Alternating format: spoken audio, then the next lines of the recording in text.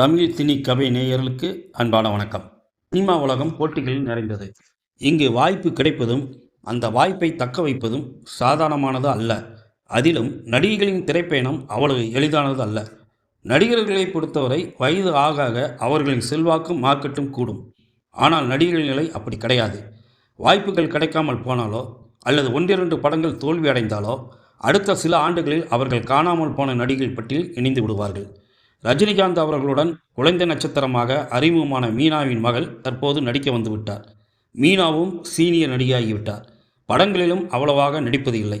ஆனால் ரஜினிகாந்தின் super star அந்தஸ்து இன்னமும் சிகரத்தில் இருக்கிறது. இதுதான் நடிகர்களின் நிலை. ஒரு ஆண்டில் மட்டும் நூற்றுக்கணக்கான புதுமுக நடிகைகள் அறிமுகமாகிறார்கள். ஒரு சிலரை தவிர மற்றவர்கள் தாக்கு பிடிப்பது கிடையாது. இளம் நடிகைகளுக்கு மத்தியில் 10 ஆண்டுகளை கடந்து ஒரு நடிகை சினிமாவில் தாக்கு பிடிப்பது என்பது பெரிய விஷயம். இதனால் தங்களை இளமையாக காட்டிக்கொள்ளவும் மார்க்கெட்டை தக்க வைக்கவும் இளம் நடிகர்களுடன் நடிப்பதை சீனியர் நடிகர்கள் விரும்பினர். இந்த விஷயத்தில் பாலிவுட் நடிகைகள் தபு, ஷில்பா ஷெட்டி, ராணி முகர்ஜி, தீபிகா படுகோனே, கத்ரினா கபூர் போன்ற சீனியர் பாலிவுட் நடிகர்கள் தான் தமிழ் சினிமா நடிகர்களுக்கு முன்னோடி. இதை அடுத்து நயன்தாரா, திரிஷா, அனுஷ்கா போன்ற சீனியர் நடிகைகளும் ஒரு கட்டத்தில் இளம் நடிகர்களுடன் ஜோடி சேர்ந்து தங்கள் வயது தெரியாதபடி பார்த்து கொண்டனர். ஆனால் இப்போது அந்த ட்ரெண்ட் உடைந்துவிட்டது. முன்பு சீனியர் நடிகர்கள் என்றாலே அவர்களுடன் ஜோடியாக நடிக்க யோசித்த நடிகைகள் வயது பெரிதல்ல, வாய்ப்பு தான் முக்கியம் என்ற முடிவுக்கு வந்துவிட்டார்கள். அண்ணாத்தை படத்தில் ரஜினிகாந்துடன் நயன்தாரா ஜோடி சேர்ந்தார். தெலுங்கில் பாலகிருஷ்ணா ஜோடியாக நடித்த காஜல் அகர்வால் தற்போது இந்தியன் 2 படத்தில் கமலஹாசனுடன் நடித்து வருகிறார். ரகுல் பிரீத் சிங்கும் இந்த படத்தில் நடிக்கிறார். பாலகிருஷ்ணா, சிரஞ்சீவி ஆகியோருடன் தெலுங்கில் ஜோடி சேர்ந்து கவனம் ஈர்த்தார் ஸ்ருதிஹாசன். அதே போல சீனியர் ஜூனியர் என்பதெல்லாம் நடிப்பில் சேராது என்று கூறும் தமனாவும் ஜெயிலர் படத்தில் ரஜினிகாந்துடன் இணைந்து நடித்தார். காவாலா பாடலுக்கு குத்தாட்டம் ஆடியும் கலக்கினார்.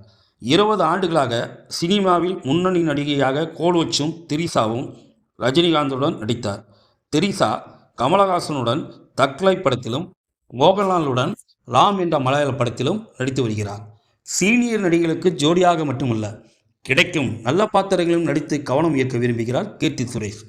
பிரியா பவானி சங்கர், அதிதி ராவ், சாய் பல்லவி, அஞ்சலி, ராஷ்மிகா கண்ணா, மாளவிகா போன்ற நடிகைகளும் சீனியர் நடிகர்களுடன் ஜோடி சேர ஆர்வம் காட்டவே செய்கிறார்கள்.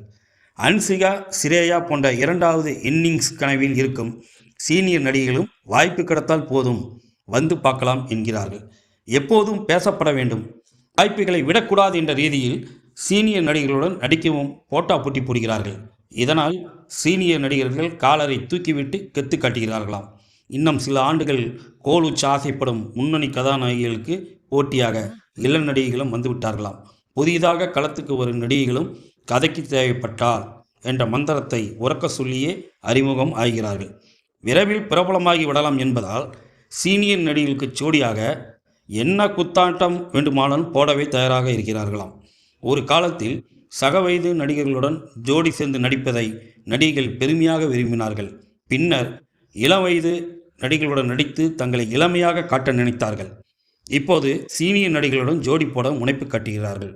திரையுலகில் இன்னும் என்னவெல்லாம் மனமாற்றங்கள் வருமோ?